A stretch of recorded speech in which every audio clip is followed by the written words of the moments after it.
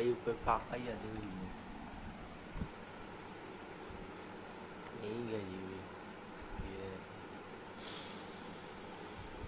গাড়িব গাড়িব চল ব্রাশ করতে হবে।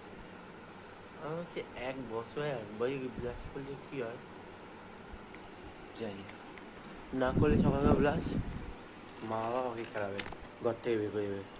কালকে ওখান থেকে ঢুকেছি, ওখান থেকে আর ঢুকে যাবে না।